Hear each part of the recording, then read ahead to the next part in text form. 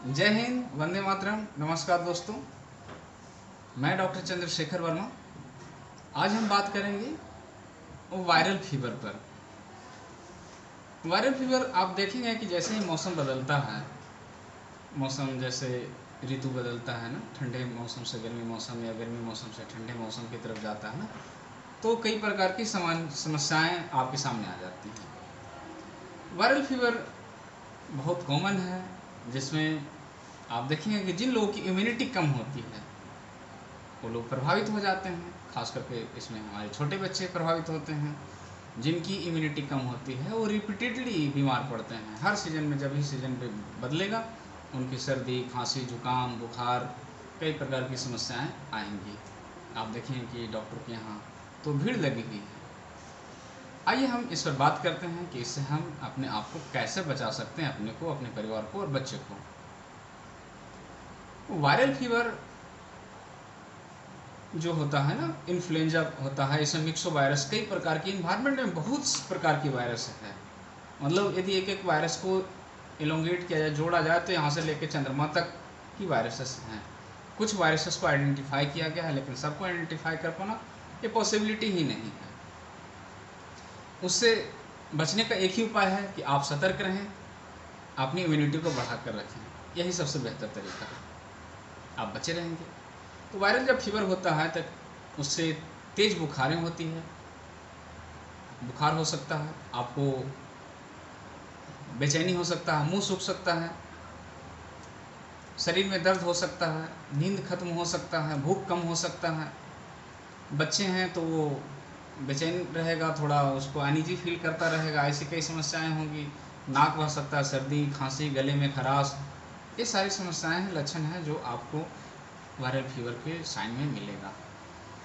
और इसकी जो अच्छे से केयरिंग कर देना तो 3 से 4 दिन में ये धीरे धीरे स्वतः भी ठीक हो जाएगा। बहुत क्रिटिकल कंडीशन में हॉस्पिटल जाने की आवश्यकता पड़ती है, लेकिन आप सतर्क रहेंगे तो आप घर पे भी नैसर्गिक उपचार, प्राकृतिक उपचार से भी आप बचा सकते हैं।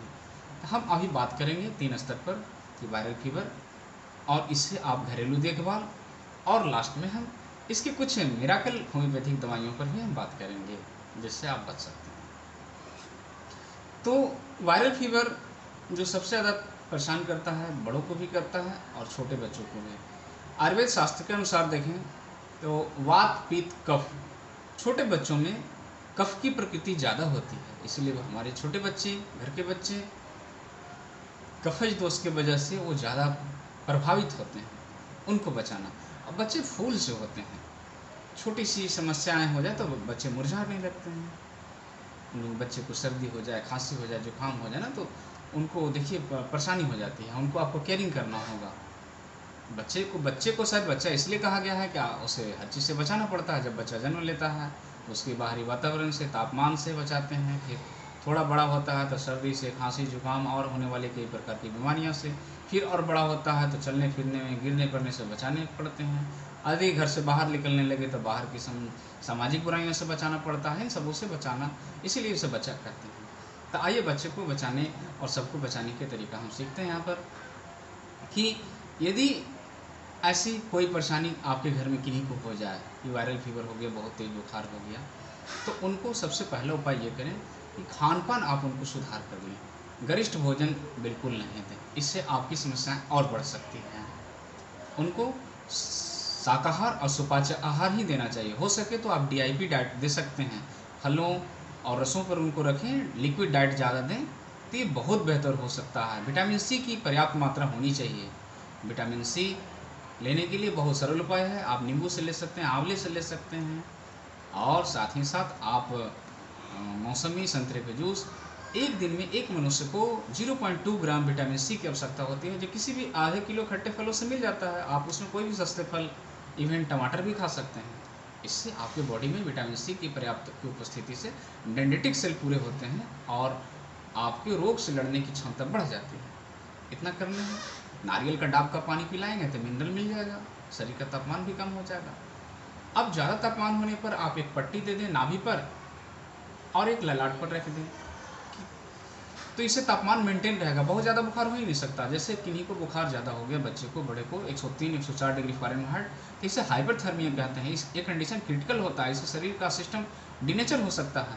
ऐसी अवस्था में आपको सावधानीपूर्वक आप पैरासीटामोल का भी इस्तेमाल कर सकते हैं, और बहुत क्रिटिकल होने पर निश्चित तौर पर आपको इमीडिएट हॉस्पिटल का सहायता लेना चाहिए। नज़दीकी स्वास्थ्य केंद्र में आपको संपर्क करना होगा। लेकिन यदि कंडीशन सब कुछ सही हो तो आप घर पे भी आप इनकी देखभाल करें। आप घरेलू उपचार में तुलसी, अदरक, हल्दी, काली मिर्च और दालचीनी, इसका दिव्य पेय बनाएं नींबू डालकर, और इसको 2-2 1-1 कप सुबह दोपहर शाम की मात्रा में पिलाएं। इससे भी लगभग आपको समस्याएं कम होने लगेंगी। बच्चे हैं तो उसको आधे-आधे कप पिला दें।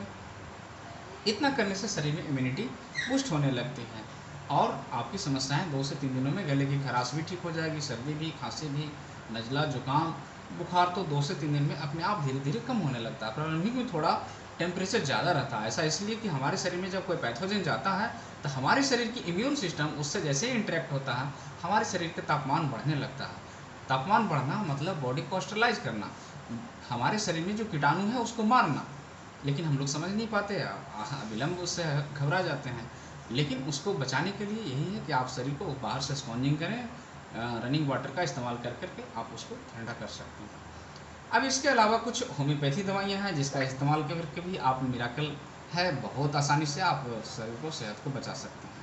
पहली दवाइयाँ हैं, किसी भी कंडीशन में सडन और वायलेंट, अचानक और उग्र अवस्था में, अभी ठीक था अचानक बुखार हो गया, आप एकोनाइट एल्बम, एकोनाइट नेपलेस 30 पोटेंसी सुबह शाम 2 बार की मात्रा में आप दे सकते हैं, या 3 बार भी दे सकते हैं, घंटे घंटे दे करके भी उसको बुखार को कम कर सकते हैं।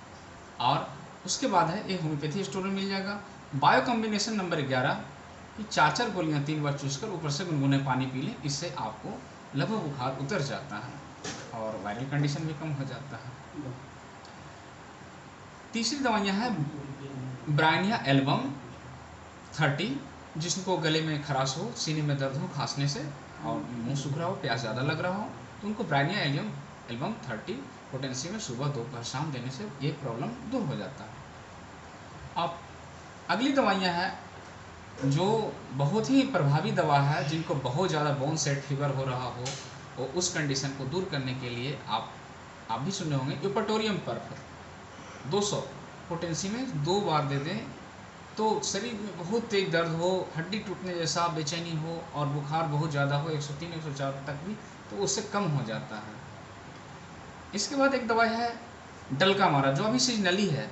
डल्का मारा का जो है कैरेक्टर है, सीजन बदलता है ना, तो ठंडा और गर्म से होने वाली समस्याएं, सर्दी, खांसी, बलगम बहुत ज़्यादा बन रहा हो, तो आप डल्का मारा 30 पोटेंसी सुबह दोपहर शाम दे करके आप ठीक कर सकते हैं। इसके बाद दवाइयाँ हैं, जब आप बीमार पड़ते हैं तो थोड़ा डलनेस, डिजनेस आ जाता है। एक जेल्सेनियम है, इन्फ्लुएंजा की बहुत अच्छी दवा है। आपको जैसे है ना, कोई बीमार पड़ते हैं तो बैटरी डाउन हो जाता है, तो पूरी तरह से आपको रिचार्ज कर देता है और शरीर को पूरा ठीक कर देता है। जेल्सेनियम 30 पोटेंसी किसी भी होम्योपैथिक स्टोर से लाएं और 2-2 बूंद सुबह दोपहर शाम लें, इससे आप ठीक हो सकते हैं। एक अगली दवा है, लास्ट मैं बतलाना चाहूँगा, वो है आर्सेनिक एल्बम। लगभग आप सब जानते हैं कि आर्सेनिक एल्बम एंटीवायरल रेमेडी के रूप में है, जो आपको हर हाल में किसी भी रेस्टलेसनेस कंडीशन हो, बेचैनी हो, ज़्यादा अनईजी फील कर रहे हो, उस कंडीशन में आप आर्सेनिक एल्बम का 30 पोटेंसी में 2-2 बूंद दिन और 3 बार लें तो ये बेचैनी कम हो जाएगा। होम्योपैथी की एक पार्ट है मदर टिंचर। आप मदर टिंचर के रूप में काल्मिक और चिराता मिलाकर, काल्मिक क्यू और चिराटा क्यू दोनों मिलाकर 15-15 बूंद 3 बार लेने से आपकी इम्यूनिटी बढ़ जाती है। इसको पीने में दोस्तों स्वाद तो थोड़ा कड़वा लगेगा, तीखा लगेगा, लेकिन आपकी इम्यूनिटी को ये बढ़ा देगी और आपको बुखार से भी दूर कर देगा, भूख भी बढ़ने लगेगा, लीवर को भी ठीक कर सकता है। इतना आप करेंगे तो मुझे उम्मीद है कि आप वायरल फीवर से अपने परिवार को बचा सकते हैं और आप बहुत सारे क्रिटिकल कंडीशन से बच सकते हैं। इसके अलावा बहुत ज़्यादा कंडीशन खराब होने पर आप नज़दीकी स्वास्थ्य केंद्र पर जरूर जाकर संपर्क करें। धन्यवाद, जय हिंद, वंदे मातरम। फिर मिलेंगे हम अगले एपिसोड में।